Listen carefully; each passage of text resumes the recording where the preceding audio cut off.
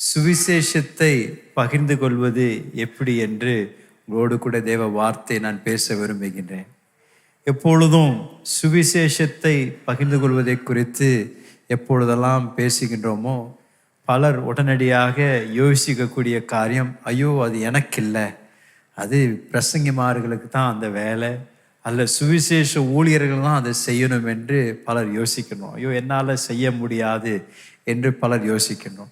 ஆனால் இன்றைக்கு தேவ வார்த்தையிலிருந்து எப்படி ஒவ்வொருவரும் இந்த அருமையான சுவிசேஷத்தை சுலபமாக பகிர்ந்து கொள்ள முடியும், தேவன் எப்படி ஒவ்வொருவரையும் அந்த விசேஷத்தை ஊழியத்தை செய்யும்படியாக அழைத்திருக்கின்றார் என்பதை தேவ வசனத்திலிருந்து உங்களுக்கு நான் ஞாபகப்படுத்த விரும்புகின்றேன்.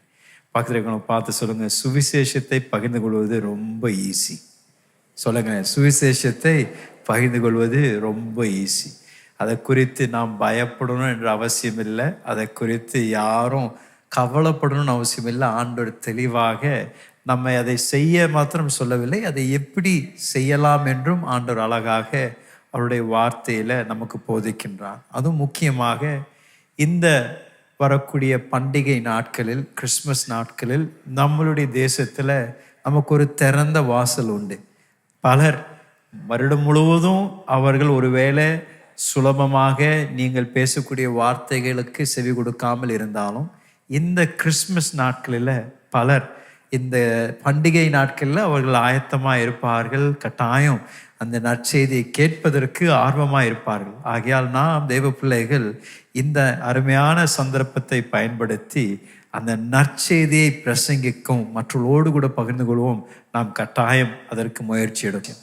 இயேசுவும் இந்த பூமியில் வந்த பொழுது தேவ ராஜ்யத்தை குறித்து அவர் பேசின பொழுது அவர் நற்செய்தி என்று சொன்னார். உங்களுக்கு நான் ஒரு நற்செய்தியை வைத்திருக்கின்றேன். தேவ தூதர்களும் அந்த புதிய அந்த வெளிப்பாடு, புதிய அந்த அறிவிப்பை கொடுத்த பொழுது எல்லா மனிதர்களுக்கும் ஒரு நற்செய்தி என்று தான் அறிவித்தார்கள். ஆகையால் சுவிசேஷம் என்பது ஒரு நல்ல செய்தி. என்னங்க, நல்ல செய்தி, கெட்ட செய்தி இல்லை. ஆண்டவர் உங்களையும் என்னையும் ஒரு துக்கமான செய்தியை போய் மற்றவர்களுக்கு பகிர்ந்து கொடுங்கன்னு சொல்லலை, கடினமான செய்தியை போய் பகிர்ந்து கொள்ளுங்கள் என்று சொல்லலை. ஆண்டவர் சொன்னார், இந்த நற்செய்தியை போய் எல்லாருக்கும் அறிவிங்க என்று சொன்னார். என்ன ஒரு அற்புதமான ஒரு காரியம். என்னங்க இந்த நற்செய்தி? இயேசு உங்களை நேசிக்கின்றார். இயேசு உங்களை நேசிக்கின்றபடியால் அவர் பரலோகத்தை விட்டு இந்த பூமிக்கு வந்து பாவ பலியாக மாறி உங்களுடைய பாவத்தையும் என்னுடைய பாவத்தையும் சுமந்து நம்மை விடுவித்தவர் இயேசு. இதுதாங்க நற்செய்தி. அதுவும் இந்த நாட்கள் மிக முக்கியமாக உலகத்தில் எங்கே பார்த்தாலும் துக்க செய்திகள், கெட்ட செய்திகள், யுத்தத்தின் செய்திகளில் உங்களுக்கும் எனக்கும் கொடுக்கப்பட்டிருக்கின்ற ஒரு அருமையான ஒரு வாய்ப்பு இந்த நற்செய்தியை மற்றவர்களுக்கு பகிர்ந்தளிப்பது. எல்லாருக்கும் குட் நியூஸ்னால் ரொம்ப பிடிக்கும், அப்படிதானங்க? நீங்கள் யாராவது பார்த்து நான் உங்களுக்கு ஒரு குட் நியூஸ் வச்சுருக்கேன்னு சொன்னீங்கன்னா உடனே என்ன சொல்லுவாங்க? என்னங்க சொல்லுங்க, என்னங்க அந்த நற்செய்தின்னு சொல்லுவாங்க. ஏன்னா எல்லாருக்குள்ளும் அந்த நல்ல செய்தியை கேட்கணும் என்பது ஆசை. அதனால் இன்னைக்கு நான் உங்களை பார்த்து சொல்கிறேன், ஆண்டவர் உங்களுக்கும் எனக்கும் ஒரு திறந்த வாசலை வைத்திருக்கின்றார். நீங்களும் நானும் ஆண்டவருடைய வார்த்தைக்கு கீழ்ப்படிந்து வாயை திறப்போம் என்றால் கட்டாயம் நம்மை கொண்டு தேவன் ஒரு பெரிய ஒரு அறுவடையை தேவராஜ்யத்திற்கு கொண்டு வர வல்லவராயிருக்கின்றார். இந்த நற்செய்தியை பகிர்ந்து கொள்வது ஏதோ ஒரு டெக்னிக் அல்ல மற்றவர்களை பலவந்தப்படுத்தி ஏதோ செய்யக்கூடிய காரியம் அல்ல. நற்செய்தியை மற்றவரோடு பகிர்ந்து கொள்ளணும் என்றால், சுலபமாக அதற்கு விளக்கம் சொல்லணும் என்றால், தேவன் நம்மளுடைய வாழ்க்கையில செய்திருக்கின்ற நன்மைகளை மற்றவர்களோடு கூட பகிர்ந்து கொள்வது தான் அந்த நற்செய்தி குறித்து மற்றவர்களுக்கு நீங்கள் சொல்கிற அர்த்தம். அப்படின்னா ஆண்டவர் நம்மளுடைய வாழ்க்கையில் எவ்வளோ நன்மைகளை செய்திருக்கின்றார். எல்லா நன்மைகளை காட்டிலும் மிக பெரிதான ஒரு நன்மை, இருளில் இருந்த நம்மை ஆண்டவர் வெளிச்சத்திற்கு கொண்டு வந்தார். பாவத்திற்கு அடிமையாக இருந்த நம்மை ஆண்டவர் விடுவித்து நமக்கு ஒரு புதிய ஜீவனை தந்தார். இந்த அருமையான அனுபவத்தை தான் மற்றவர்களோடு கூட நாம் பகிர்ந்து கொள்கின்றோம். உங்களுடைய வேதாகம் இருக்கும் என்றால், இன்று காலையில் உங்களுக்கு முன்பதாக வைக்க விரும்பின வசனம் மத்தேயு 4 அதிகாரத்தில் 18வது வசனத்திலிருந்து நமக்கு 18ஆம் வசனத்திலிருந்து வாசிங்களேன். மத்தேயு 4 அதிகாரம். இயேசு கலிலேயா கடலோரமாய் நடந்து போகையிலே மீன் பிடிக்கிறவளாய் இருந்த 2 சகோதரனாகிய பேதுரு என்னப்பட்ட சீமோன், அவன் சகோதரனாகிய அந்திரேயாவும் கடலிலே வலையை போட்டு கொண்டிருந்த போது அவர்களை கண்டு, என் பின்னே வாருங்கள், உங்களை மனுஷர்களை பிடிக்கிறவர்கள் ஆக்குவேன் என்றார். ஒரு ஆமென் சொல்லலாமா? ஆண்டவர் 2 சகோதரர்கள் மீன் பிடித்து கொண்டிருந்தார்கள். அவர்களை பார்த்து சொன்னது, என் பின்னே வாருங்கள், உங்களை மனுஷரை பிடிக்கின்றவர்களாக நான் மாற்றுவேன், அல்ல ஏற்றுவேன் என்று ஆண்டவர் சொன்னார். சில வாரங்களுக்கு முன்பதாக நான் உங்களோடு கூட இயேசுவின் வார்த்தைகள் மத்தேயு 5ஆம் அதிகாரத்திலிருந்து உங்களோடு கூட நான் பேசினேன். எப்படி ஆண்டவர் நீங்கள் பூமிக்கு உப்பாய் இருக்கின்றீர்கள் என்று அவர் போதித்தார். அதற்கு பின்பதாக அடுத்த வசனத்தில் அவர் சொன்னார், நீங்கள் உலகத்திற்கு வெளிச்சமாக இருக்கின்ற ஒளியாக இருக்கின்றீர்கள் என்று சொன்னார்.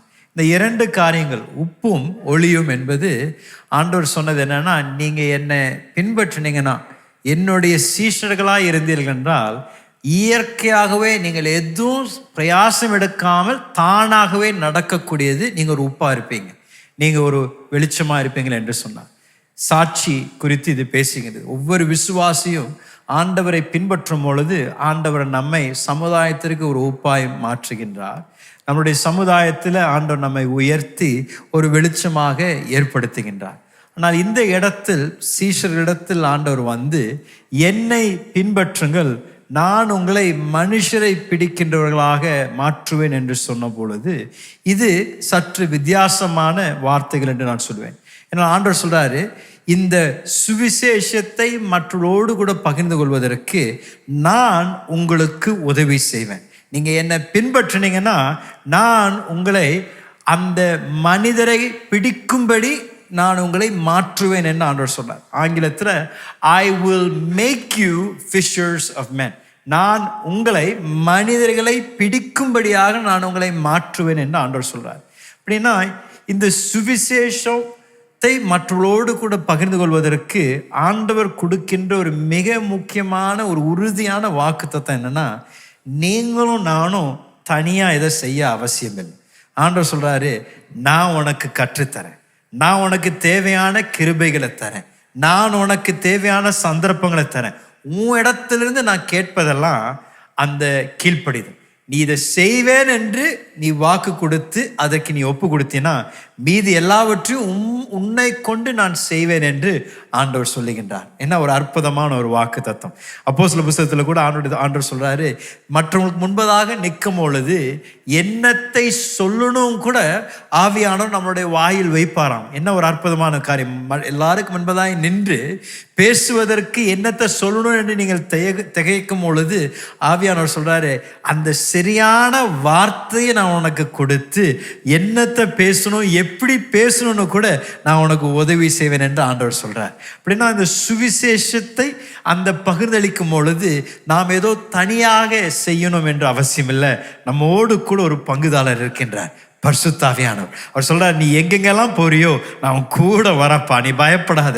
இந்த பிரதான கட்டளை கூட நீங்க பார்த்தீங்கன்னா மத்தேயு 28ஆம் அதிகாரம் 18 கடைசியாக இந்த பிரதான கட்டளை கொடுத்த பின்பதாக இயேசு சொல்றாரு, நான் உன்னை விட்டு விலகுவதும் இல்லை, நான் உன்னை கைவிடுவதும் இல்லை என்று ஆண்டவர் சொல்றாரு. இந்த வாக்குத்தத்தம் நமக்கு எல்லாத்துக்கும் பிடிக்கும், அதை பல தடவை சொல்றோம். ஆனா எங்க சொன்னார்ன்றதை நம்ம கவனிக்கணும். அவர் எங்க சொன்னாருன்னா, நீ போய் உலகமென்றும் எல்லாரையும் சீஷர் ஆக்கும் பொழுது அப்பொழுது நான் கூட இருப்பேன், உன்னை விட்டு விலக மாட்டேன் என்று ஆண்டவர் சொல்றார். ஆகையால் இன்றைக்கு நான் உங்களை பார்த்து சொல்றேன், இந்த சுவிசேஷத்தை மற்றவர்களோடு கூட பகிர்ந்து அளிப்பது ஒரு சுலபமான காரியம். ஏனென்றால் நீங்களும் நானும் தனியா செய்யணும் அவசியம் இல்லை. பரிசுத்த ஆவியானவர் நம் கூடயே வந்து நாம் வாயை திறக்கும் பொழுது அவர் நம்முடைய நாவை தம்முடைய வார்த்தைகளால் நிரப்பி நம்முடைய வார்த்தைகள் வாழ்க்கையை மாற்றக்கூடிய வார்த்தைகளாக மாற்றி நம் மூலமாக அவர் பலருடைய வாழ்க்கைக்குள் வெளிச்சத்தை கொண்டு வர வல்லவராயிருக்கிறார். ஆமென் சொல்லுங்களேன். பக்கத்தில் இருக்கிற தொட்டு சொல்லுங்க, சுவிசேஷத்தை பகிர்ந்து கொள்வது சுலபமான காரியம். ஏன்னா நீங்க தனியா செய்யணும்னு அவசியம் இல்லை, உங்களோடு கூட பரிசுத்த ஆவியானவர் எப்பொழுதும் இருக்கிறார். நீங்க எப்பப்ப வாயை திறக்கிறீங்களோ சுவிசேஷத்தை மற்றவங்களோடு கூட பகிர்ந்து கொள்ளணும் என்று வாயை திறந்தீங்கன்னா பரிசுத்த ஆவி உங்க பக்கத்துல வந்து வார்த்தைகளை கொடுத்து ஞானத்தை கொடுத்து சரியான சமயத்தையும் நேரத்தையும் உங்களுக்கு வாய்க்க செய்ய வல்லவராயிருக்கின்றார். இந்த 5 குறிப்புகளையும் நான் இன்றைக்கு யோவான் 4ஆவது அதிகாரத்திலிருந்து நான் உங்களுக்கு அதை உங்களுக்கு முன்பதாக வைக்க விரும்புகின்றேன். ஏனென்றால் இயேசு வெறும் நம்மை போய் சுவிசேஷத்தை பகிர்ந்து கொள்ளுங்கள் என்று மாத்திரம் அவர் நமக்கு கட்டளை கொடுக்கலை. இயேசு அவருடைய சொந்த ஊழியத்தின் நாட்களிலே அவரே ஒரு முன்மாதிரியாய் இருந்து எப்படி இந்த சுவிசேஷத்தை மற்றவர்களோடு கூட பகிர்ந்தளிக்க முடியும் என்று அவரே ஒரு அருமையான உதாரணத்தை நமக்கு தருகின்றார், எப்படி செய்யணும் என்று. இங்கே அருமையான எல்லாருக்கும் நன்கு அறிந்திருக்கின்ற ஒரு வேத வசன பகுதி, சமாரியா ஸ்திரீயை எப்படி இயேசு சந்தித்து அந்த ஸ்திரீயோடு கூட ஆண்டவர் எப்படி இடைப்பட்டார் என்று யோவான் 4 அதிகாரத்தில் நமக்கு எழுதப்பட்டிருக்கின்றது. அந்த அதிகாரத்தை தான் இன்றைக்கு நான் தியானிக்க விரும்புகின்றேன். நமக்கு நேரம் குறுகியதாக இருக்கின்றபடியால் இந்த முழு அதிகாரத்தை நமக்கு வாசிக்க நேரம் இல்லை. ஆனால் சில வசனங்களை மாத்திரம் நம்ம அந்த அதிகாரத்திலிருந்து வாசித்து உங்களுக்கு நடைமுறையாக இந்த 5 காரியங்களை கொண்டு எப்படி நீங்கள் மற்றவர்களோடு கூட சுவிசேஷத்தை எளிமையாக பகிர்ந்து கொள்ள முடியும் என்று நான் பேச விரும்புகிறேன். ஸோ 3வது வசனத்திலிருந்து நீங்கள் அந்த 16ஆம் வசனம் வரைக்கும் கொஞ்சம் வாசிக்க நாம் கேட்கலாங்களா? இயேசு தாமே ஞானஸ்தானம் கொடுக்கவில்லை, அவருடைய சீசர்கள் கொடுத்தார்கள். அவர் சமாரியா நாட்டின் வழியாய் போக வேண்டியதாய் இருந்தபடினாலே யாக்கோபு தன் குமாரனாகிய யோசேப்புக்கு கொடுத்த நிலத்துக்கு அருகே இருந்த சமாரியாவில் உள்ள சீகார் எனப்பட்ட ஊருக்கு வந்தார். அங்கே யாக்கோபுடைய கிணறு இருந்தது. இயேசு பிரயாணத்தினாலே இளைப்படைந்தவராய் அந்த கிணற்றின் அருகே உட்கார்ந்தார். அப்பொழுது ஏறக்குறைய 6ஆம் மணி வேளையாக இருந்தது. அவருடைய சீஷர்கள் போஜன பதார்த்தங்களை கொள்ளும்படி ஊருக்குள்ளே போயிருந்தார்கள். அப்பொழுது சமாரியா நாட்டால் ஆகிய ஒரு ஸ்திரீ தண்ணீர் மொண்டு கொள்ள வந்தாள். இயேசு அவளை நோக்கி, தாகத்துக்கு தா என்றார். யூதர்கள் சமாரியருடனே சம்பந்தம் கலவாதர்கள் ஆனபடினாலே சமாரிய ஸ்திரீ அவரை நோக்கி, நீ யூதனாய் இருக்க சமாரிய ஸ்திரீ ஆகிய என்னிடத்தில் தாகத்துக்கு தா என்று எப்படி கேட்கலாம் என்றாள். இயேசு அவளுக்கு பிரயுத்தரமாக, நீ தேவனுடைய ஈவையும் தாகத்துக்கு தா என்று உன்னிடத்தில் கேட்கிறவர் இன்னார் என்பதையும் அறிந்திருந்தாயானால் நீயே அவரிடத்தில் கேட்டிருப்பாய், அவர் உனக்கு ஜீவ தண்ணீரை கொடுத்திருப்பார் என்றாள். அதற்கு அந்த ஸ்திரீ, ஆண்டவரே, மொண்டு கொள்ள உம்மிடத்தில் பாத்திரம் இல்லையே, கிணறும் ஆழமாய் இருக்கிறதே, பின்ன எங்கிருந்து உமக்கு ஜீவ தண்ணீர் உண்டாகும்? இந்த கிணற்றை எங்களுக்கு தந்த நம்முடைய பிதாவாகிய யாக்கோபை பார்க்கிலும் நீ பெரியவரோ? அவரும் அவர் பிள்ளைகளும் அவர் மிருக ஜீவன்களும் இதில் குடித்தது உண்டே என்றாள். இயேசு அவளுக்கு பிரயுத்தரமாக, இந்த தண்ணீரை குடிக்கிறவனுக்கு மறுபடியும் தாகம் உண்டாகும். நான் கொடுக்கும் தண்ணீரை குடிக்கிறவனுக்கோ ஒரு காலம் தாகம் உண்டாகாது. நான் அவனுக்குள் கொடுக்கும் தண்ணீர் அவனுக்குள்ளே நித்திய ஜீவ காலமாய் ஊறுகின்ற நீரூற்றாய் இருக்கும் என்றாள். அந்த ஸ்திரீ அவரை நோக்கி, ஆண்டவரே, எனக்கு தாகம் உண்டாகாமலும் நான் இங்கே மொண்டு கொள்ள வராமல் இருக்கும்படிக்கு அந்த தண்ணீரை எனக்கு தர வேண்டும் என்றாள். இயேசு அவளை நோக்கி, நீ போய் உன் புருஷனை இங்கே அழைத்து கொண்டு வா என்றார். கர்த்தருடைய வார்த்தைக்கு ஒரு ஆமென் சொல்லலாமா? ஆண்டவருடைய ஊழியத்தை குறித்து சுவிசேஷங்களில் வாசிக்கும் பொழுது அது மிக சுவாரஸ்யமாக இருக்கும். சில நேரத்தில் இந்த வசனங்களை வாசிக்கும் பொழுது அதை நிறுத்த முடியாது. ஏன்னா அவ்வளோ அருமையாக ஆண்டவர் மற்றவர்களோடு கூட இடைப்படும் பொழுது அதை வாசித்து கொண்டே இருக்கும் போல இருக்கின்றது. இந்த வசன பகுதி மிக அற்புதமான ஒரு வசன பகுதி. இந்த சமாரியா ஸ்திரீயோடு கூட ஆண்டவராகிய இயேசு சந்தித்து அவருடைய வாழ்க்கை எப்படி மாற்றினார் என்று இங்கே அருமையாக தேவ வார்த்தை நமக்கு பகிர்ந்தளிக்கின்றது. இந்த 5 காரியங்கள் இந்த வசன பகுதியிலிருந்து நான் உங்களோடு கூட நான் பகிர்ந்து கொள்ள விரும்புகின்றேன். முதலாவதாக, உங்களுடைய மீனில் எழுதப்பட்டிருக்கின்ற வார்த்தை என்னங்க? நோக்கம். ஸோ நாம் இந்த வசனத்தை நாம் வாசித்த மத்தேயு 4ஆம் அதிகாரத்தில் வாசித்த பொழுது ஆண்டவர் சீஷர்களை பார்த்து அழைத்த பொழுது, என் பின்னே வாருங்கள், நான் உங்களை மனுஷரை பிடிக்கின்றவர்களாய் மாற்றுவேன் என்று சொன்னார். ஆங்கிலத்தில் அதே வசனம் follow me and I will make you fishers of men அப்படின்னு சொல்லுது. அப்படின்னா மனிதர்களை பிடிக்கின்ற மீனவர்களாக உங்களை ஆக்குவேன் என்று ஆண்டவர் சொல்றார். அப்படின்னா நீங்கள் செய்து கொண்டிருக்கின்ற அந்த தொழிலை வைத்தே அதையும் பயன்படுத்தி நான் உங்களை என்னுடைய ராஜ்யத்திற்கு உங்களை நான் பயன்படுத்துவேன் என்று ஆண்டவர் சொல்றார். ஸோ இந்த மீன் பிடிக்கிறது குறித்து நாம் கொஞ்சம் யோசிப்பது அவசியம் இந்த காலையில் இந்த ஒவ்வொரு குறிப்பிலும். ஸோ முதலாவது, ஒரு மீன் பிடிக்கணும்னா ஒரு நோக்கம் இருக்கணும். அப்படின்னா மீன் பிடிக்கின்றவர்கள் அவங்க சும்மா உட்கார்ந்து போட்டு மடியிலே மீன் விழுந்துரும் என்று எதிர்பார்க்க மாட்டாங்க. என்னங்க, அவங்க படகுல ஏறி அவங்க தண்ணிக்குள்ளே போன பின்பதாகும் அப்படியே அவங்க வானத்துக்கு நேராக கைகளை உயர்த்தி, மீனே வா, மீனே வா, தெற்கிலிருந்து மீன் வா, மேற்கிலிருந்து மீன் வா, வடக்கிலிருந்து மீன் வா அப்படின்னு சொன்னால் மீன் வந்து படகுல விழுந்துடாதுங்க. என்னங்க, வெறும் ஜெபித்தா மாத்திரம் அந்த மீன் வராது. என்ன பண்ணணுங்க மீன் வரணும்னா? வலையை தூக்கி தண்ணிக்குள்ள போடணும், வீசணும். அப்பதான் அந்த மீன் பிடிப்பதற்கு அது ஒரு முதல் படியா இருக்கும். அப்படின்னா ஜெபிப்பது ரொம்ப அவசியம், ஜெபிப்பது ரொம்ப முக்கியம். நான் எந்த விதத்திலும் ஜெபத்தை நான் குறைத்து பேசவில்லை. சுவிசேஷத்தை நாம் பகிர்ந்து கொள்ளும் பொழுது முதலாவது செய்வது ஜெபம். நாம் மற்றவர்களுக்காக ஜெபிப்பது, யாரு இன்னும் ரட்சிக்கப்படலையோ அவளுக்காக ஜெபிப்பது மிக மிக அவசியம். ஆனால் ஜெபித்து முடித்த பின்பதாக வேலை முடிந்தது என்று யோசித்தோம் என்றால் நாம் தவறாக யோசிக்கிறோம். ஏன்னா ஜெபித்து முடித்த பின்பதாக அந்த ஜெபத்திற்கு பதில் தேவன் உங்களை கொண்டும் என்னை கொண்டு தான் கொண்டு வர போறார். அப்படின்னா ஆண்டவரே கோயம்புத்தூரை ரட்சிங்க, ஆண்டவரே இந்தியாவை ரட்சிங்க, ஆண்டவரே இந்தியா ஆண்டவர் இயேசுவுக்காக என்று நாம் ஜெபிக்கலாம். ஆண்டவர் சொல்ற அந்த ஜெபத்திற்கு பதில் என்னன்னா, நீ போய் மற்றவர்களிடத்துல என்னுடைய நற்செய்தியை பகிர்ந்து கொள். இதான் ஆண்டவர் நம்ம இடத்துல சொல்றார்.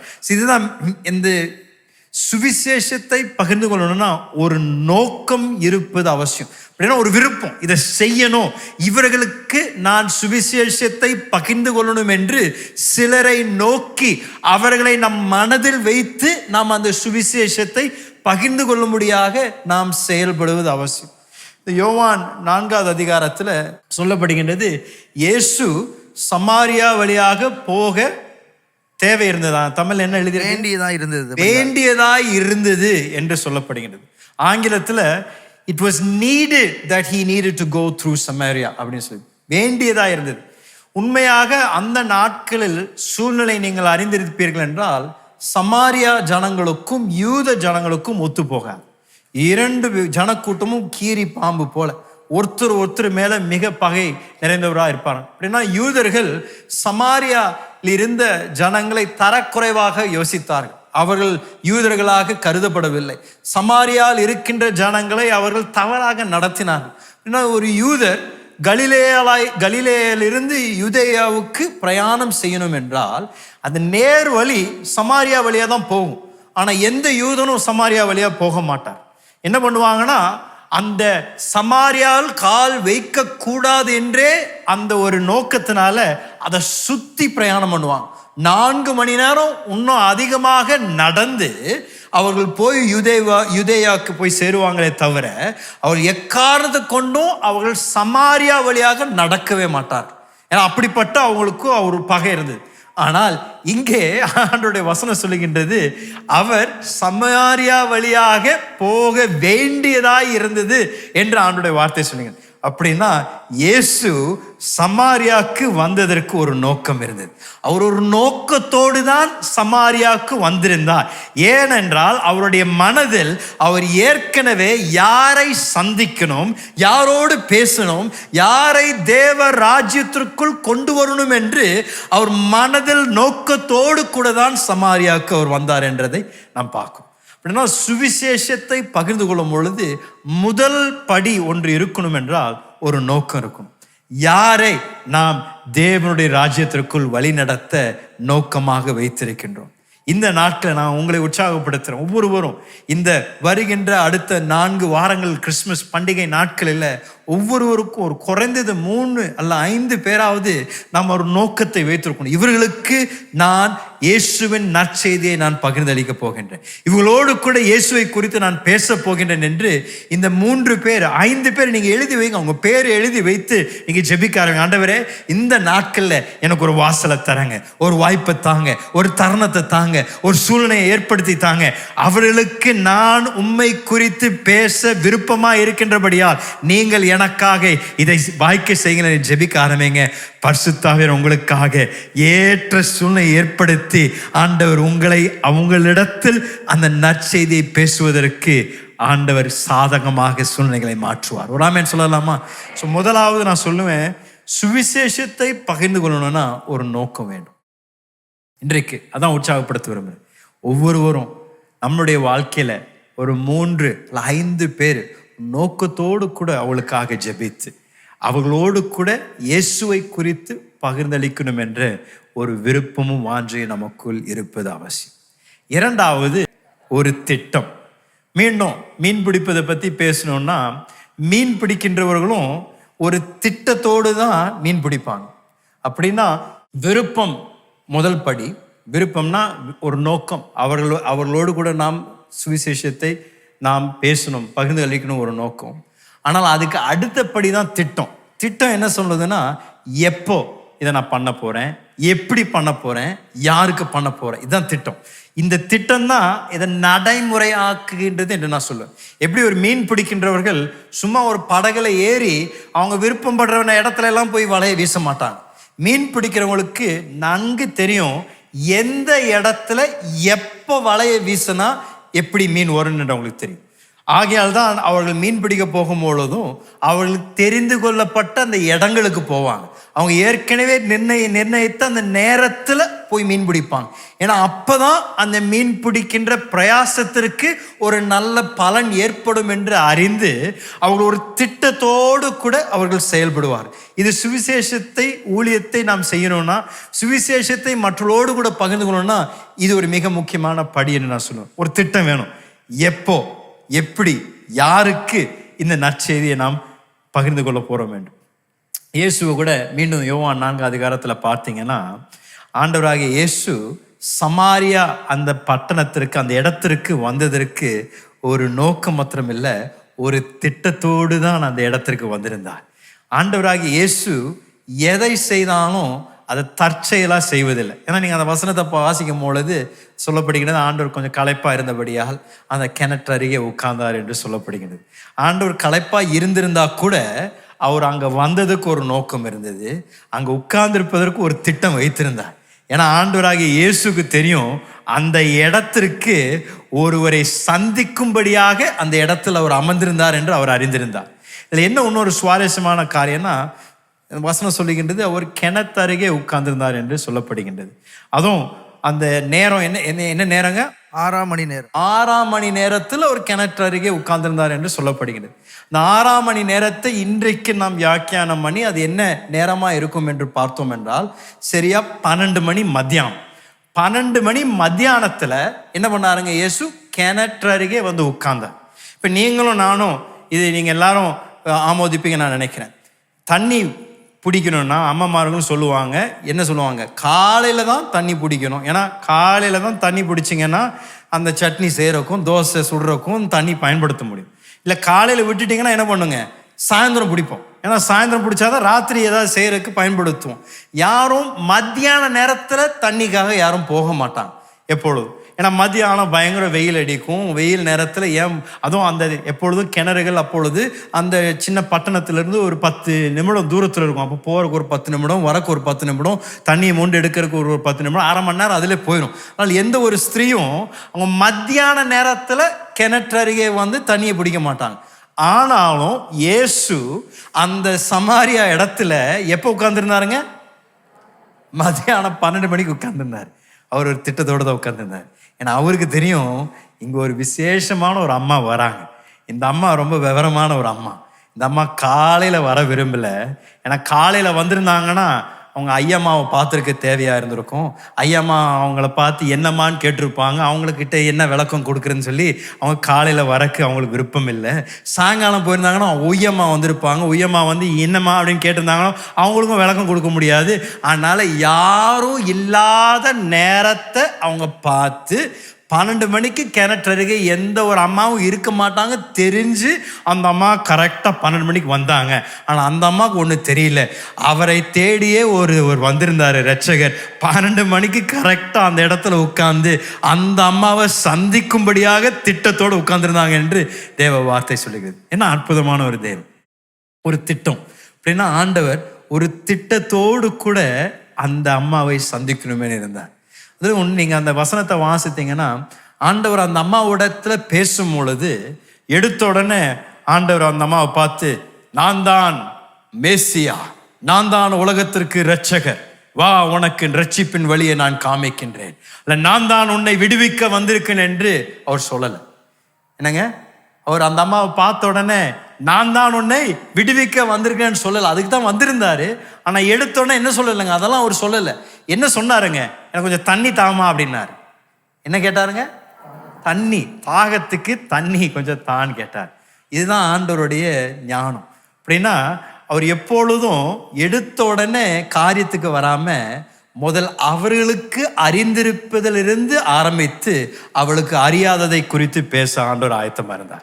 இதுதான் சுவிசேஷத்துடைய ஊழியம். சில நேரத்தில் நம்ம சுவிசேஷத்தை சொல்லும் பொழுது இப்படிதான் அவசரப்பட்டு உடனே இயேசு உன்னை ரட்சிப்பார், இயேசு உன்னை பாவத்திலிருந்து விடுவிப்பார் அப்படின்னு சொன்னா யாருங்க என்ன கட்டில் இருந்தேன்னு எனக்கே தெரியல, என்னங்க விடுவிப்பார்னு சொல்லி சிலர் உங்களை பார்த்து குழப்பம் நிறைந்து கேட்பாங்க. அதனால ஆண்டவர் நமக்கு இதை காமிக்கிறார், கற்றுக் கொடுக்கிறார். ஒரு திட்டம்னா பேசும்பொழுது முதலாவது அவர்களுக்கு அறிந்திருக்கின்ற காரியங்களிலிருந்து ஆரம்பித்து அங்கிருந்து அவங்களோடு கூட அந்த உறவை ஏற்படுத்தின பின்பதாக அவர்களை இயேசுவிடத்தில் திருப்புவதற்கு ஆண்டவர் நம்மை பயன்படுத்துவார். அதுதான் ஒரு திட்டத்தோடு கூட பேசுகின்றோம் என்பதற்கு ஒரு அர்த்தம் என்று நான் சொன்னேன். சுவிசேஷத்தை மற்றோடு கூட பகிர்ந்து கொள்ளும் பொழுது நீங்கள் பயன்படுத்த வேண்டிய ஒரு நல்ல ஒரு உதாரணத்தை நான் உங்களுக்கு முன்பதாக வைக்க விரும்புகிறேன். எப்படி நம்ம ஒரு டிராஃபிக் லைட்டுக்கு போகும் பொழுது என்ன வருதுங்க, மூணு கலர் இருக்கு டிராஃபிக் லைட்ல. என்ன வருதுங்க? சிவப்பு, மஞ்சள், பச்சை. சில பேர் பாஸ்டர் அதெல்லாம் நான் பார்க்கறது இல்லை, நான் விசுவாசத்தில் அப்படியே நான் நேராக போயிடுறேன் பாஸ்டர். இல்லைங்க, எந்த டிராஃபிக் சிக்னலுக்கு வந்தாலும் சிவப்பு, மஞ்சள், பச்சை. சிவப்புனா என்னங்க? நில்லுன்னு அர்த்தம். மஞ்சள்னா என்னங்க? ரெடியா இருன்னு அர்த்தம். மஞ்சள்னா ரெடியா இருங்க, அப்படின்னா பைக்கை ஸ்டார்ட் பண்ணி அங்கே முறுக்கிட்டு ரெடியா இருங்கன்னு அர்த்தம். பச்சைனா என்ன? ஒரே ஓட்டம் போங்க அப்படின்னு அர்த்தம். சரிங்களா? ஸோ சுவிசேஷத்தை மற்றோடு பகிர்ந்து கொள்ளும் பொழுதும் இந்த சிவப்பு, மஞ்சள், பச்சையை நம்ம அறிஞ்சுக்கணும். என்ன அர்த்தம்னா, சிலரோடு இயேசுவை குறித்து பேச ஆரம்பிக்கும் பொழுது உடனடியாக சிவப்பு லைட் எரியும். அந்த சிவப்பு லைட் எரியும்னா அப்படின்னா அவங்களுக்கு நீங்கள் பேசுறதுல கொஞ்சம் கூட அவங்களுக்கு விருப்பம் இல்லை. அவங்களுக்குள்ள நீங்கள் பேசணும்னு ஒரு கோபம் வருது, பேசணும்னு அமைதியாருன்னு சொல்கிறாங்க. ஸோ அந்த சிவப்பு லைட்டு எரிஞ்ச உடனே நீங்களும் நான் என்ன பண்ணுங்க? நிற்கணும், பேசக்கூடாது. அதுக்கு பிறகு சும்மா அவங்களை எப்படியோ பலவந்தம் பண்ணி அவங்களை ஏற்றுக்கொள்ளணும்னு சொல்லி யாரும் எந்த பிரயாசம் எடுக்கக்கூடாது. அப்படி நம்ம ஒருத்தரோடு கூட இயேசுவை குறித்து பேச ஆரம்பிக்க பொழுது சிவப்பு லைட் எரிஞ்சதுன்னா உடனே அங்கேயே நிறுத்திட்டு நீங்கள் போய் ஜெபாரையில் முட்டி போட்டு, ஆண்டவரே அந்த சிவப்பை கொஞ்சம் பச்சையாக மாற்றித்தாங்க ஆண்டவரே, அவங்க இருதயத்தில் கொஞ்சம் கிரியை செய்யுங்க, பரிசுத்த ஆவியானவரே அவங்களுக்காக நான் ஜெபிக்கிறேன் என்று உங்கள் ஜெபத்தை அதிகப்படுத்துவது அவசியம். சரிங்களா? சிவப்பு லைட்டை பார்த்தீங்கன்னா சில நேரத்தில் சிலரோடு பேசும்பொழுது என்ன வருங்க? மஞ்சள் லைட். ஆனால் கொஞ்சம் அவங்க இன்ட்ரெஸ்டடாக இருப்பாங்க, என்னங்க அப்படின்னு கொஞ்சம் கேட்பாங்க. ஆனால் உடனே அப்படியே ஒரு போடு பைபிளை தூக்கி தலையில் போட்டு இப்போ இன்றைக்கே ஞானஸ்தானம் கொடுத்துருன்னு அர்த்தம் இல்லை. அந்த மஞ்சள் வந்ததுன்னா என்ன பண்ணுறோன்னா கொஞ்சம் கொஞ்சமாக அவங்க இடத்துல இயேசுவை குறித்து பேச ஆரம்பிக்கும். அன்னைக்கு இந்த சந்தர்ப்பம் வாய்க்கிற வரைக்கும் ஆண்டவர் உங்கள் வாழ்க்கையில் செய்ததை குறித்து பேசுகிறீங்க. கொஞ்சம் கொஞ்சமாக அவங்களுக்கு இன்னொரு தடவை அடுத்த தடவை அவங்களை சந்திக்கும் பொழுது கொஞ்சம் கொஞ்சமாக பேச ஆரம்பிக்கும். அந்த மஞ்சள் இருக்கும் பொழுது அவங்க அங்கே ரெண்டுக்கும் நடுவில் கொஞ்சம் இருக்கிறாங்கன்னு அர்த்தம். ஆனால் நீங்கள் பேச பேச பேச ஆவியானவர் அவங்களுக்குள்ள கிரியை செய்து கொண்டே இருக்கிறாரு. ஸோ அந்த மஞ்சள் இருக்கும் பொழுது நீங்கள் கொஞ்சம் கொஞ்சமாக பேசுங்கன்னு அர்த்தம். அப்புறம் மூன்றாவது வரும்பொழுது பச்சை லைட் வந்தோடனே நீங்கள் என்ன பண்ணுறீங்க? அன்னைக்கே அவங்களை ஆண்டவருக்குள்ள வழி நடத்துவதற்கு அந்த தருணத்தை பயன்படுத்துறீங்க. இந்த சுவிசேஷத்தை மற்றோடு கூட பகிர்ந்து கொள்ளும் பொழுது இந்த பகுத்தறிவை நாம் பயன்படுத்துவது அவசியம். மற்றோடு கூட பேசும்பொழுது யாரையும் பலவந்தப்படுத்தி யாரையும் கட்டாயப்படுத்தி இயேசு இடத்துல வாங்கன்னு சொல்லக்கூடாது. ஏன்னா நீங்களும் நானும் ஒருவரை ரட்சிப்புக்குள் வழி நடத்த முடியாது. யாருங்க வழி நடத்த முடியும்? பரிசுத்த ஆவியானவர்தான் ரட்சிப்புக்குள் வழி நடத்த முடியும். நீங்களும் நானும் செய்ய வேண்டியது வாயை திறந்து பேசணும். மீதியெல்லாம் பரிசுத்த ஆவியானவர் செய்யக்கூடிய ஒரு காரியமா இருக்கு. பரிசுத்த ஆவியானவர் தான் உங்களுடைய இருதயத்தை பக்குவப்படுத்தி நீங்கள் பேசுகின்ற வார்த்தைகள் நல்ல நிலத்துல உழும்படியாக பரிசுத்த ஆவியானவர் ஆயத்தப்படுத்துகின்றார். ஆகையால் தான் இந்த சுவிசேஷத்தை ஊழியத்தை நாம் செய்யும் பொழுது இது ஒரு பங்குதாரர் ஊழியம் என்று நாம் சொல்லுகின்றேன். நீங்களும் பரிசுத்த ஆவியானவர் சேர்ந்து இதை செய்யும் பொழுது ஏற்ற நேரத்தில் ஒரு அற்புதமான ஒரு அறுவடையை தேவன் நிச்சயம் கட்டாயம் தருவார். ஆமென் சொல்லலாமா? ஸோ இரண்டாவது ஒரு திட்டத்தோடு இயேசு அங்கே ஒரு திட்டத்தோடு வந்திருந்தார். மத்தியான நேரத்தில் வேற யாரும் இல்லாத நேரத்தில் 12 மணிக்கு அங்கே உட்கார்ந்து அவர் காத்திருந்தார். அந்த அம்மா வந்த உடனே கூட அவர் பயன்படுத்தின வார்த்தைகள் அந்த அம்மாவுக்கு புரிகின்ற வார்த்தைகளை பயன்படுத்தி அங்கு இருந்து தேவ ராஜ்யத்தின் சத்தியங்களை அந்த அம்மாவுக்கு வெளிப்படுத்த ஆரம்பித்தார். இதுதான் நீங்களும் நானும் சுவிசேஷ ஊழியத்தில் செய்யக்கூடிய இரண்டாவது படி என்று நான் சொன்னேன். மூன்றாவது ஆயத்தமாக இருப்பது. மீண்டும் மீன் பிடிப்பது பற்றி நாம் பேசணும்னா, மீன் பிடிக்கணும்னா கொஞ்சம் ஆயத்தமாக நாம் போகுவது அவசியம். அப்படின்னா ஒரு வலை இல்லாமல், அந்த தோணி இல்லாமல், அந்த மீன் பிடிக்கிற அந்த குச்சி இல்லாமல் மீன் பிடிக்க முடியாது. வெறும் கையில் எந்த மீனையும் பிடித்திட முடியாது. யாராவது பிடிக்க பார்த்துருக்கீங்களா? எங்கள் வீட்டில் ஒரு சின்ன ஃபிஷ் டேங்க் இருக்குது. அந்த குட்டி மீனை பிடிக்கணுமாவே நான் என்ன பண்ணணுங்க, கையில் அந்த நெட்டை பிடிச்சாதான் அதை பிடிக்க முடியும். கையை உள்ள விட்டாலும் நழுவிக்கிட்டே இருக்கும். அதனால் அந்த ஆயத்தத்தோடு கூட அந்த ஒரு மீனவர் எப்படி போய் மீனை பிடிக்கிறார்களோ, அதே போல தேவ பிள்ளைகளும் சுவிசேஷத்தை மற்றவர்களோடு கூட பகிர்ந்தளிக்கணும்னா ஒரு ஆயத்தம் அவர்களுக்கு கட்டாயம் தேவை. ஒரு ஆமேன் சொல்லலாமா? ஒரு ஆயத்தம் என்றால் நீங்களும் நானும் ஆயத்தம் என்று சொல்லும் பொழுது பரிசுத்தாவியனோட உதவி, நான் சொன்ன மாதிரி அவர் தான் நமக்கு எப்பொழுதும் உதவி செய்கின்றவர். அந்த பரிசுத்தாவியானோட உதவி மூலமாக தான் நாம் வார்த்தைகளை பேசி ஒரு வாழ்க்கை மாற்றக்கூடிய வார்த்தைகளாய் மாறுகின்றது. அதற்கு அடுத்தபடியாக ஆயத்தம் என்று நான் சொல்லுவேன் என்றால், ஒவ்வொரு விசுவாசியும் தேவ வார்த்தையை படித்து தேவ வார்த்தை அவளுக்குள் நிரப்பப்பட்டிருக்கும் பொழுதுதான் அவர்கள் ஆயத்தமாக இருப்பார்கள் என்று சொல்லுவேன். ஏன்னா பரிசுத்தாவியானவர் நம்மை பயன்படுத்தும் பொழுது அவர் நமக்குள் இருக்கின்ற தேவ வார்த்தையை எடுத்து அதை பயன்படுத்துகின்றார். நமக்குள் தேவ வார்த்தை இருக்கும் பொழுது அதை எடுத்து பரிசுத்தாவியானவர் மற்றவர்களுக்கு பேசும்படியாக அவர் மாற்றுகின்றாரே தவிர உள்ள ஒன்றும் சரக்கு இல்லைன்னா பரிசுத்தாவியானால் எந்த ஒரு ஊற்றிலிருந்தும் அந்த வார்த்தைகளை கொண்டு வர முடியாது. ஏன்னால் நம்மளுடைய சொந்த வார்த்தைகள் யாரையும் மாற்றாதுங்க. நம்முடைய சொந்த வார்த்தைகள் தாக்கம் செய்யாது. யார் தாக்கம் செய்ய முடியும்னா தேவ வார்த்தை தான் மாற்றத்தை கொண்டு வர முடியும். தேவ வார்த்தை தான் வல்லமை நிறைந்ததா இருக்கின்றது. தேவ வார்த்தை தான் பேசப்படும் பொழுது கட்டுகளை உடைக்கின்றதா இருக்கின்றது. ஆகையால் தான் தேவ பிள்ளைகள் தேவ வார்த்தையால் நிரப்பப்படுவது அவசியம். வேதத்தை ஒவ்வொரு நாளும் படிக்கும் பொழுது பரிசுத்தாவி என்ன பண்றாருன்னா அது நமக்குள்ள அந்த ரிசர்வ் மாதிரி அதை நிரப்பி கொண்டே இருக்கிறார். அந்த நிரப்பி கொண்டே இருக்கும் பொழுது அந்த டேங்க் நிரம்பின பிறகு நாம் ஒருவரோடு கூட பேச ஆரம்பிக்கும் பொழுது பரிசுத்தாவியான அந்த இருக்கிற அந்த ரெசர்வாயர்லேருந்து மொண்டு தண்ணி கொடுக்கறது போல அந்த ஏற்ற நேரத்தில் வசனங்களை உங்கள் மனதில் கொண்டு வந்து அதை கொண்டு அவளோடு கூட பேச பரிசுத்தாவியான வல்லவராக இருக்கும். ஒரு ஆமென் சொல்லுங்களேன். ஆகையால் தான் தேவ பிள்ளைகள் தேவ வார்த்தையை படிப்பது அவசியம். தேவ வார்த்தையை படிக்கும் பொழுது அது நம்முடைய வாழ்க்கையை மாத்திரம் மாற்றம் செய்வதல்ல, நமக்கு மற்றவர்களோடு பேசும் பொழுது அது நமக்கு ஒரு வல்லமையுள்ள ஒரு ஆயுதமாக மாறுகின்றது. உதாரணத்திற்கு அப்போஸ்தலர் நடவடிக்கைகளில் பிலிப்பு என்ற சுவிசேஷகர் 8ஆம் அதிகாரத்தில் அவரை குறித்து எழுதியிருக்கின்றது. பிலிப்பு என்ற சுவிசேஷகரை பரிசுத்தாவியானவர் எத்தியோப்பியா மந்திரி அவர் ரதத்தில் பிரயாணம் செய்து கொண்டிருந்தாராமா. அவர் அருகே போகும்படியாக பரிசுத்தாவியானவர் பிலிப்பின் இருதயத்தில் உந்தினாராம். ஸோ பிலிப் என்ன பண்ணுறாருங்க, அந்த ரதத்திற்கு பக்கத்தில் நடக்க ஆரம்பிக்கும் பொழுது அவர் என்ன பண்ணுறாரு, அந்த மந்திரி வசனத்தை படிப்பதை கேட்குறாராம். அந்த மந்திரி என்ன வசனத்தை படிச்சுட்டு இருந்தாராங்களாம், ஏசாயா 53ஆம் அதிகாரத்தை படித்து கொண்டிருந்தாராம். ஸோ உடனடியாக பிலிப் என்ன கேட்குறாருன்னா அந்த மந்திரியை பார்த்து, ஐயா நீங்கள் படிக்கிறது உங்களுக்கு புரிகின்றதா என்று கேட்குறாரு. அந்த மந்திரி உடனே சொல்கிறார், ஐயா இதை எனக்கு விளக்காத பட்சத்தில் எனக்கு எப்படி இது புரியும் என்று கேட்குறாரு. உடனடியாக பிலிப் என்ன செய்றாரு, ஒரே எட்டி குதிச்சு ரதத்தில் உட்கார்ந்துட்டு அந்த 8ஆவது அதிகாரம் 34ஆம் வசனம் கொஞ்சம் வாசிங்களேன். என்ன சொல்லப்படுகிறது? மந்திரி பிலிப்பை நோக்கி, தீர்க்கதரிசி யாரை குறித்து இதை சொல்லுகிறார்? தம்மை குறித்தோ வேறொரு குறித்தோ எனக்கு சொல்ல வேண்டும் என்று கேட்டான். அப்பொழுது பிலிப்பு பேசத் தொடங்கி இந்த வேத வாக்கியத்தை முன்னிட்டு இயேசுவை குறித்து அவனுக்கு பிரசங்கித்தான். சோ பிலிப்பு இவர் கேட்ட உடனே கேள்வி, யாரை குறித்து சொல்லப்படுகின்றது இந்த வசனம் என்று அவர் கேட்கிறார். உடனடியாக பிலிப்பு வாயைத் திறந்து அழகாக வசனத்தை பிட்டு இது எப்படி இயேசுவை குறித்து தீர்க்க தரிசன வார்த்தைகள் என்று அந்த மந்திரிக்கு அவர் பேசின பொழுது பரிசுத்தாவியார் பிலிப்புடைய இருதயத்தில் இருந்த வசனத்தை கொண்டு அந்த மந்திரிக்கு ரட்சிப்பை கொண்டு வந்தார் என்று நாம் பார்க்கிறோம். அதான் சொல்றேங்க, நமக்குள் தேவ வசனம் இருக்கும் என்றால் அந்த வசனத்தை கொண்டு வந்து பரிசுத்தாவியார் பலரை கட்டுகளிலிருந்து விடுவிக்க வல்லவராக இருக்கின்றார். அந்த வசனத்தை வைத்து சூழ்நிலைகளுக்கு பேச பரிசுத்தாவியார் வல்லவராக இருக்கின்றார். ஆகையால் தான் தேவ பிள்ளைகள் தேவ வார்த்தையினால் நிரப்பப்பட்டிருக்கணும். தேவ வார்த்தையினால் நிரப்பப்பட்டிருக்கும் பொழுது பரிசுத்தாவியானவர் அவர்களை கொண்டு ஏற்ற நேரத்தில் ஏற்ற சூழ்நிலைகளுக்கு பேச அவர் பயன்படுத்துவார். அதான் ஆயத்தம். சுவிசேஷத்தை மற்றோடு கூட பகிர்ந்து கொள்ளணும்னா உங்கள் வேதத்தை நாம் வாசிக்கணும். வேதத்தில் இருக்கின்ற சத்தியங்கள் நமக்குள்ள ஆழமாக அது பதிக்கப்படணும். ஆண்டவர் கூட இந்த சமாரியா ஸ்திரீ அந்த பெண்மணியோடு இடைப்பட்ட பொழுது, இந்த அம்மா ஒரு விசேஷமான ஒரு அம்மா தான் உண்மையாக.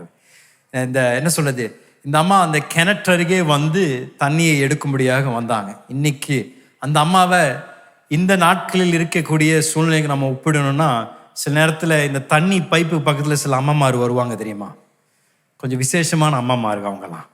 அவங்க வரும்பொழுதே உங்களுக்கு தெரியும் இன்னைக்கு ஏதோ பூகம்பம் வரப்போகுதுன்னு. அவங்க வாயை திறந்தாங்கனாவே எல்லாரும் கொஞ்சம் பயந்துருவாங்க. அவங்க வாயை திறந்து பேசினாங்கன்னா போச்சு, அவங்களுக்கு எதிராக யாராவது பேசுனீங்கன்னா ஒரே ஒரு குடத்தை தூக்கி தலையில் போட்டுருவாங்கன்னு சொல்லி எல்லாம் அந்த அம்மா கொஞ்சம் பயப்படுவாங்க. நான் நினைக்கிறேன் இப்படிப்பட்ட அந்த அம்மா தான் இந்த சமாரியா ஸ்திரீன்னு நினைக்கிறேன்.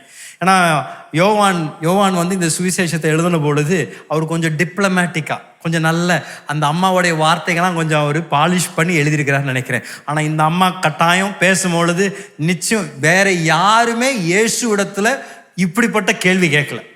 எல்லாம் பரிசேர் சதுசேர் வந்து ஒரு கேள்வி கேட்டு இயேசு பதில் கொடுத்தோன்னா கப்சுப்புன்னு போயிட்டாங்க. இந்த அம்மா அப்படி இல்லை. இந்த அம்மா ஒரு கேள்வி இல்லை, கேள்விக்கு மேலே கேள்வி போட்டு இயேசுவே போட்டு மிரட்டுறாங்க இந்த அம்மா.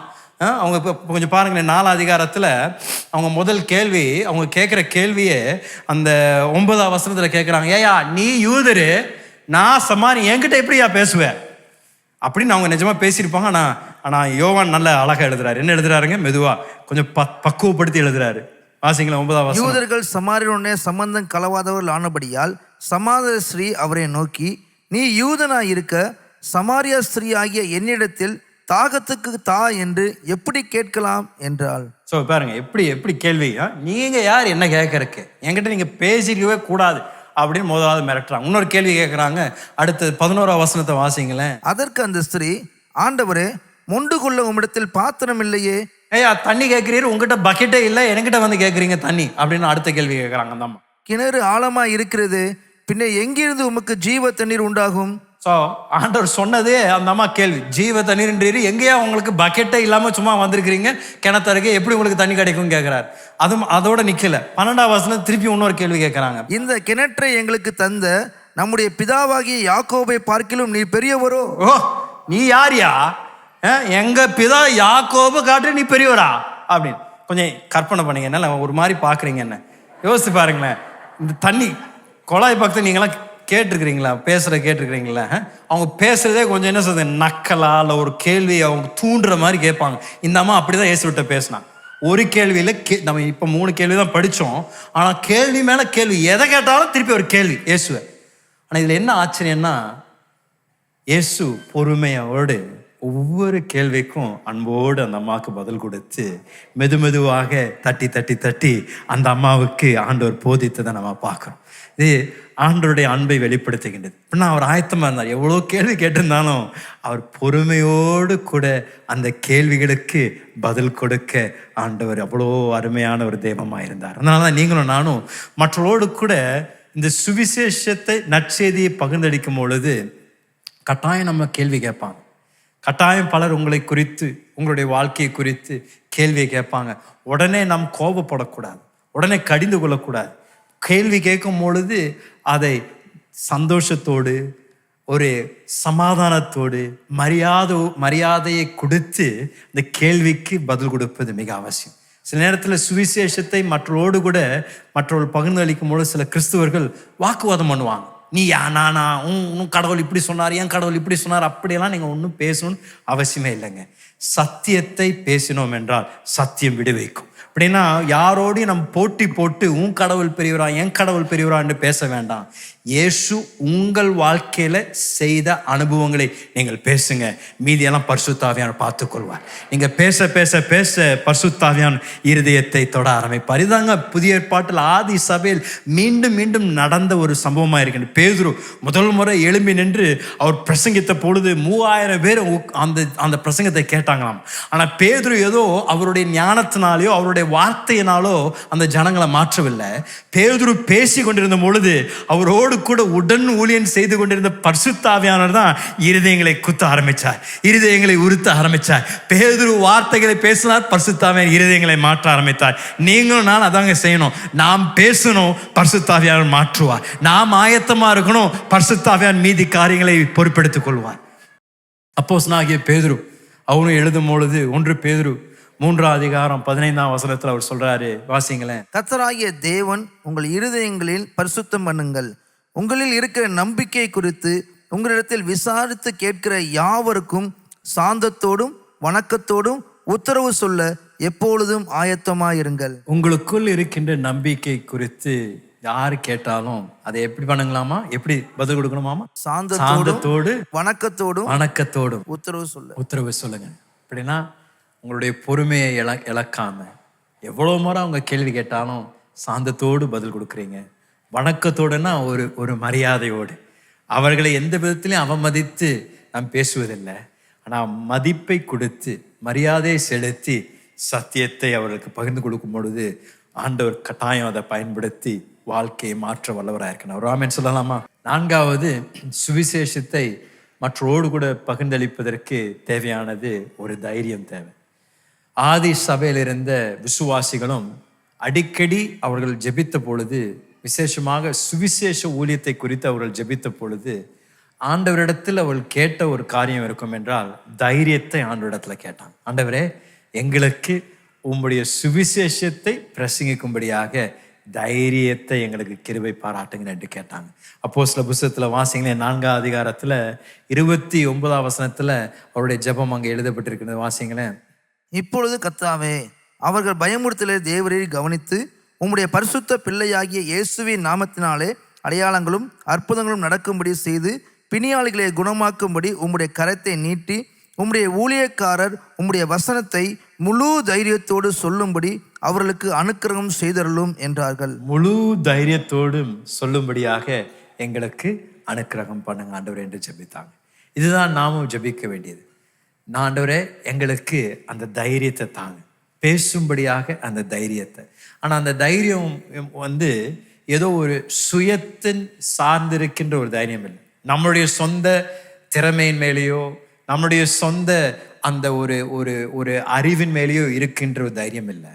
அந்த தைரியம் எங்கிருந்து வருகின்றது என்றால், நாம் தேவனை தனிப்பட்ட விதத்தில் ருசித்திருக்கின்றபடியால் வருகின்ற ஒரு தைரியம். ஆண்டவரை நம்முடைய வாழ்க்கையில தனிப்பட்ட விதத்தில் நாம் அனுபவித்திருக்கின்றபடியால் அந்த தைரியம்தான், அந்த அனுபவம், அந்த சந்திப்பு தான் நமக்குள் அந்த தைரியத்தை தருகிறது. நான் ஆண்டவரை ருசித்திருக்கிறேன். ஆண்டவர் என் வாழ்க்கையில கடன்ல இருந்து என்னை விடுவித்திருக்கிறார். ஆண்டவர் என்ன இருளிலிருந்து ஆண்டவர் என்னை வெளிச்சத்திற்கு கொண்டு வந்திருக்கிறார். நாங்கள் எங்கள் குடும்பத்தில் எவ்வளவோ பாடுகளை சந்தித்து கொண்டிருந்தோம். ஆனால் இயேசு எங்கள் வாழ்க்கையில் வந்ததிலிருந்து எங்கள் குடும்பத்தை தலைகீழாய் மாற்றினார் என்று நான் தனிப்பட்ட விதத்தில் நான் அனுபவித்தனால எனக்குள் ஒரு துணிச்சல், எனக்கு ஒரு தைரியம் இருக்கின்றது. என் வாழ்க்கையில் செய்த இயேசு உங்கள் வாழ்க்கையிலும் செய்ய வல்லவராக இருக்கின்றார். அதாங்க அந்த தைரியம். அது என்ன தைரியம்னா, ஆண்டவரை நாம் தனிப்பட்ட விதத்தில் ருசித்த பின்பதாக, தனிப்பட்ட விதத்தில் அற்புதங்களை நாம் அனுபவித்த பின்பதாக நமக்குள் ஒரு தைரியம், நம்மளுடைய திறமையின் மேல் அல்ல, ஆண்டவருடைய வல்லமையின் மேல் நமக்கு ஒரு தைரியம் வருகின்றது. எனக்கு செய்த ஆண்டவர் உங்களுக்கும் செய்ய வல்லவராக இருக்கின்றார். என்னுடைய வாழ்க்கையை மாற்றின ஆண்டவர் உங்க வாழ்க்கையை மாற்ற கட்டாயம் வல்லவராக இருக்கின்றார். என்னுடைய வாழ்க்கை ஆண்டவர் தரித்திரத்திலிருந்து ஒரு ஆசீர்வாதத்திற்கு கொண்டு வந்தார்னா, உங்க வாழ்க்கையை ஆண்டவர் தரித்திரத்திலிருந்து ஆசீர்வாதத்துக்கு கொண்டு வருவார். தலைமுறை தலைமுறையாக எங்கள் குடும்பத்தில் இருந்த வியாதியை ஆண்டவர் குணமாக்கி எங்களுக்கு விடுதலை தருவார் என்றால், உங்க குடும்பத்திலையும் ஆண்டவர் தலைமுறை தலைமுறையாக இருக்கின்ற வியாதியை குணமாக்கி ஆண்டவர் சுகத்தை தர வல்லவராக இருக்கின்றார். எனக்கு செய்த ஆண்டவர் உங்களுக்கும் செய்ய வல்லவராக இருக்கின்றார் என்ற தைரியம் தனிப்பட்ட அந்த அனுபவத்திலிருந்து வருகின்றது. லூக்கா 5ஆம் அதிகாரத்தில் நம்ம மத்தேயு 4 படித்தோம். லூக்கா 5ஆம் அதிகாரத்தில் நாம் மத்தேயு 4 படித்த அதே சம்பவம் லூக்கா 5ஆம் அதிகாரத்திலும் எழுதப்பட்டிருக்கின்றது. வாசிக்க நமக்கு நேரம் இல்லை. ஆனால் நடந்தது என்னவென்றால், இயேசு கடற்கரை வந்த பொழுது சீஷர்கள் அவர்கள் தண்ணி படகில் இருந்தார்கள், மீன் பிடித்து கொண்டிருந்தார்கள். ஆண்டவர் சொல்றாரு, நீங்க அந்த கப்பலை ஆழத்துக்கு கொண்டு போங்க, ஆழத்துக்கு கொண்டு போய் உங்க வலையை வீசுங்க என்று சொல்றார். உடனே இயேசுவிடத்தில் அவங்க பதில் கொடுக்குறாங்க, ஐயா, ராவெல்லாம் நாங்கள் பிரயாசப்பட்டுட்டோம், ஒன்றும் வரலை, ஆனாலும் உன் வார்த்தையின்படி நாங்கள் செய்கிறோம் என்று உடனடியாக அந்த கப்பலை ஆழத்திற்கு கொண்டு போய் வலையை வீசினாங்க. வலையை வீசினவுடன் அவர்கள் அன்னைக்கு வரைக்கும் காணாத ஒரு மிகப்பெரிய அளவு ஒரு மீன் அவர்களுக்கு கிடைத்தது என்று தேவ வார்த்தை சொன்னார். ஒரு கப்பல்ல அந்த வலையை இழுக்க முடியாம 2 கப்பலும் சேர்ந்து அந்த வலையை கரைக்கு கொண்டு வந்த பின்பதாக என்ன நடந்தது என்றால், பேதுரு உடனடியாக படகிலிருந்து குதித்து இயேசு இடத்தில் ஓடி வந்து காலில் விழுந்து அவர் சொன்ன, ஆண்டவரே நான் ஒரு பாவி ஆண்டவரே, என்னை விட்டு விலகுங்க என்று அவன் ஜெபிக்க ஆரம்பிக்கிறான். அப்படின்னா பேதுருவுக்கு அன்றைக்கு ஒரு தனிப்பட்ட சந்திப்பு ஏற்பட்டது.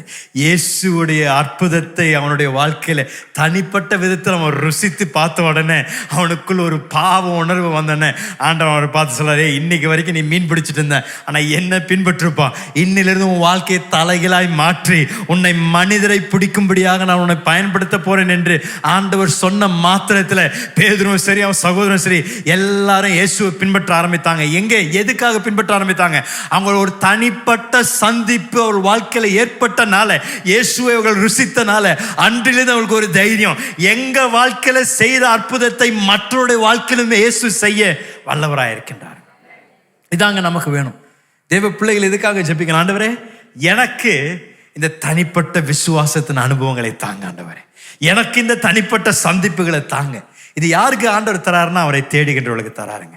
இங்க இருக்கின்ற ஒவ்வொருவர்களுக்கும் ஆண்டவர், நீங்க உங்க வாழ்க்கையில தனிப்பட்ட விதத்தில் நீங்கள் ருசிக்கலாம், அற்புதங்களை நீங்கள் பெற்றுக்கொள்ளலாம், நீங்கள் உங்கள் வாழ்க்கைக்கு தேவையான தேவ தயவை நீங்க பெற்றுக்கொள்ளலாம். யார் வேணாலும் ஆண்டவரை நோக்கி கூப்பிடும் பொழுது அவர் பதில் தருவேன் என்று வாக்கு பண்ணின தேவன் கட்டாயம் யாரெல்லாம் அவரை நோக்கி கூப்பிடுகின்றார்களோ ஒரு வாழ்க்கையில் அற்புதங்களை செய்ய வல்லவராய் இருக்கின்றார். இதான் சீஷர்கள் ஜெபித்த ஆதி சபையில ஜெபித்தாங்க, ஆண்டவரே அடையாளங்களும் அற்புதங்களும் எங்கள் மத்தியில நடக்கட்டும் ஆண்டவரே, ஆகையால் நாங்கள் பிரசங்கம் செய்யும் பொழுது எங்களுக்கு தைரியத்தை தாங்க ஆண்டவரே என்று ஜெபித்தார்கள். நீங்களும் நானும் அவரோடு கூட சந்திக்கும் பொழுது அந்த தைரியம் நமக்குள் வருகின்றது. எனக்கு செய்த அற்புதத்தை கட்டாயம் தேவன் மற்றவர்களுக்கும் செய்ய வல்லவராயிருக்கின்றார். ஐந்தாவதாக கீழ்ப்படிந்தல். இது ஆண்டவர் நம்ம ஒவ்வொருவருக்கும் கொடுத்திருக்கின்ற ஒரு பிரதான கட்டளை. ஒவ்வொரு தேவ பிள்ளைக்கும் ஆண்டவர் கொடுத்திருக்கின்ற இந்த பூமியில ஒரு மிக முக்கியமான ஒரு பொறுப்பு இருக்கும் என்றால் இந்த நற்செய்தியை மற்றவர்களோடு கூட பகிர்ந்து கொள்வதுதான். ஆண்டவர் எங்கேயும் உங்களுக்கு வசதிப்பட்டா மற்றவர்களை சீஷர்களாக்குங்க, உங்களுக்கு காரியம் வாய்த்ததுன்னா சுவிசேஷத்தை அறிவிங்கலாம் சொல்லலை. ஆண்டவர் சொன்னார், போ உலகமெங்கும் யூதேயா சமேரியா எருசலேம் எங்கும் போய் பிரசங்கம் செய், போய் நற்செய்தியை பகிர்ந்து கொள் என்றுதான் கட்டளை நமக்கு கொடுக்கப்பட்டிருக்கு. அப்படின்னா ஒவ்வொரு தேவ பிள்ளையும் இதற்கு கீழ்ப்படியும் பொழுது கட்டாயம் கர்த்தர் நம்மை கொண்டு பலரை தேவராஜ்யத்திற்குள் சேர்க்க வல்லவராயிருப்பார். ஒரு ஆமென் சொல்லுங்களேன். இந்த யோவான் 4:34 இயேசு அவர்களை நோக்கி, நான் என்னை அனுப்பினுடைய சித்தத்தின்படி செய்து அவருடைய கிரியையை முடிப்பதே என்னுடைய போஜனமாய் இருக்கிறது. என்ன அற்புதமான வார்த்தைகள் இயேசு சொல்றார். என்னை அனுப்பினவருடைய சித்தத்தை நான் செய்து அவருடைய கிரியையை முடிப்பதே என்னுடைய போஜனமாய் இருக்கிறது. அவருடைய கிரியையை முடிப்பதே என்னுடைய போஜனமாய் இருக்கிறது என்று சொல்றார். இயேசு எதற்காக அனுப்பப்பட்டாரோ அதற்கு அவர் கீழ்ப்படிந்து அவர் ஊழியத்தை செய்தார். நீங்களும் நானும் எதற்காக ரட்சிக்கப்பட்டோம், எதற்காக ஆண்டவர் நம்மை இருளிலிருந்து வெளிச்சத்திற்கு கொண்டு வந்தார் என்பதை அறிந்து நாம் தேவனுடைய வார்த்தைக்கு கீழ்ப்படிந்து செயல்படும் பொழுது கர்த்தர் உங்களை கொண்டு பலரை தொட வல்லவராயிருக்கின்றார். அந்த அற்புதமான சந்திப்பில் கடைசியில் நீங்கள் பார்க்கக்கூடியது, அந்த அம்மா தண்ணிக்காக வந்த அம்மா குடத்தை அங்கேயே விட்டு போட்டு ஒரே ஓட்டம் ஓடுறாங்க. கிராமத்துக்குள்ளே போய் எல்லாரையும் பார்த்து சொல்கிறாங்க, ஏய் வாங்க வாங்க, என்னுடைய வாழ்க்கை சரித்திரத்தை பிட்டு வைத்தவர் ஒருத்தரை சந்திச்சிருக்கிறேன். இது வரைக்கும் நீங்களாம் யோசித்தீங்க என் வாழ்க்கை என்ன, அவர் எல்லாம் அறிந்திருக்கிறாரு, அவர் என்னை குறித்து எல்லாம் சொல்லிட்டார், வந்து கேளுங்கன்னு சொல்லி கிராமத்தையே திரட்டி கொண்டு வந்து இயேசு இடத்துல நிறுத்தினாங்களாமா. அன்னைக்கு அவர்கள் எல்லாரும் இயேசுவின் வார்த்தைகளை கேட்டு ரட்சிக்கப்பட்டு அந்த முழு கிராமமே அன்றைக்கு தொடப்பட்டது என்று தேவ வார்த்தை சொல்லுகிறது. இந்த ஒரு அம்மா நிமித்தம். அப்படின்னா நான் சொல்றேங்க, நீங்க என்னைக்கும் ஆண்டவர் உங்களை கொண்டு செய்வதை தரக்குறைவா நினைத்துறாதீங்க. உங்களை கொண்டு உங்க தெருவை ஆண்டவர் மாற்ற வல்லவராயிருக்கிறார். உங்களை கொண்டு உங்க முழு குடும்பத்தையே ரட்சிக்க வல்லவராயிருக்கிறார். உங்களை கொண்டு இந்த பட்டணத்தையே மாற்ற வல்லவராயிருக்கின்றார். ஒருவர் போதுங்க, ஆண்டவருடைய வார்த்தைக்கு கீழ்ப்படிந்து, ஆண்டவரே நீர் சொன்னீர், நான் செய்கின்றேன், எனக்கு திறமை இல்லை, எனக்கு புத்தி இல்லை, எனக்கு எப்படி செய்யணும் தெரியல, ஆனாலும் என்னுடைய முழு நம்பிக்கை மேல் வைத்து என் வாயை திறக்கிறேன். ஆவியானவரே என் வாயை நிரப்புங்க, உங்களுடைய வார்த்தையால் நிரப்புங்கன்னு சொல்லி நீங்க வாயை திறந்து பாருங்களேன். உங்களை கொண்டு ஆண்டவர் விசுவாசத்தினால தீர்க்க தரிசன வார்த்தைகளை உங்கள் கொண்டு பேசி உங்கள் வார்த்தையின் மூலமாக கட்டுகளை முறிக்கவும், உங்கள் ஒவ்வொருவரையும் மூலமாக குணத்தை பலர் சுகத்தை பெற்றுக்கொள்வோம் தேவன் கிரியை செய்ய வல்லவராயிருக்கின்றார். உங்களை உற்சாகப்படுத்துகிறேன். இந்த நாட்களில் ஒவ்வொருவரும் இந்த தனிப்பட்ட விதத்தில் நற்செய்தியை பகிர்ந்து கொள்ள முடியும். இந்த அருமையான திறந்த வாசலை நாம் இன்றைக்கு விட்டுவிடக்கூடாது. ஆண்டவரிடத்தில் ஜெபிக்கணும். ஆண்டவரே, எங்களுடைய சபையில் ஒரு மாபெரும் அறுவடையை தாங்க ஆண்டவரே.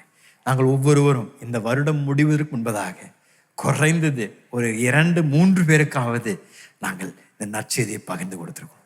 எங்களுடைய வாழ்க்கையில் செய்த அற்புதத்தை குறித்து மற்றவர்களோடு கூட பேசக்கூடிய ஞானத்தையும் தைரியத்தையும் கிருபையும் தாங்க என்று ஜெபிப்பது ஒரு அவசியம். ஒரு ஆமென் சொல்லலாமா?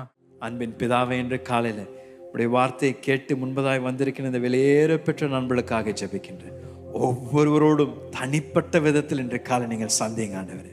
இன்று காலையில் ஒரு திருப்பு முனையின் நேரமாக இருப்பதாக, ஒரு வந்த வண்ணமாக திரும்பி செல்லாமல் நம்பிக்கையோடு சமாதானத்தோடு மிக மிக முக்கியமாக அந்த பாவ மன்னிப்பு நிச்சயத்தோடு கூட கடந்து செல்வார்களாக. ஆசீர்வதிங்க ஆண்டவரே. இன்றைக்கு சபையாராக இங்கே இருக்கின்ற ஒவ்வொருவரையும் ஆசீர்வதிங்க. உங்கள் வார்த்தையை கேட்ட நாங்கள் இந்த மாதம் முழுவதும் வருகின்ற நாட்களில் மற்றவர்களோடு கூட சுவிசேஷத்தை பகிர்ந்து கொள்ளும்படியாக எங்களுக்கு வாய்ப்புகளையும் கிருபைகளையும் தாங்க. இயேசுவின் இனிய நாமத்தில் ஜெபிக்கின்றோம். எல்லாரும் சொல்லலாம் ஆமென், ஆமென். கரங்களை தட்டி தேவனுடைய நாமத்தை மகிமைப்படுத்தலாம். கர்த்தர் உங்களை நிறைவாக ஆசீர்வதிப்பாராக. இந்த வாரம் முழுவதும் தேவன் உங்களுக்கு கிருபைகளும் அவருடைய தயவும் பெருக செய்வாராக. ஆமென். கர்த்தரை மகிமைப்படுத்த போகிறோம். Jesus. Oh God. Thank you Lord. சூழ்நிலைகளை பார்க்கிறோம் என் தேவன் பெரியவர். பலவீனங்களை பார்க்கிறோம் என் தேவன் பெரியவர். சூழ்நிலைகளை பார்க்கிறோம் என் தேவன் பெரியவர். பலவீனங்களை பார்க்கிறோம் என் தேவன்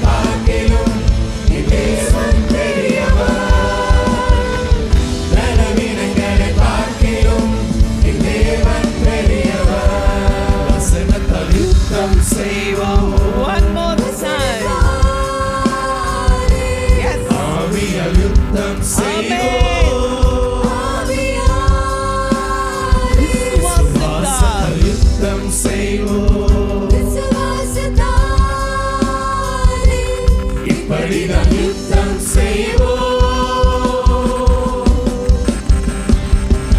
வசனத்தால் யுத்தம் செய்வோம், ஆவியால் யுத்தம் செய்வோம், விசுவாசத்தால் யுத்தம் திரும்ப அதே செய்வோம். வசனத்தால் யுத்தம் செய்வோம். இப்படிதான் யுத்தம் செய்வோம், வசனத்தால் யுத்தம் செய்வோம், Come on.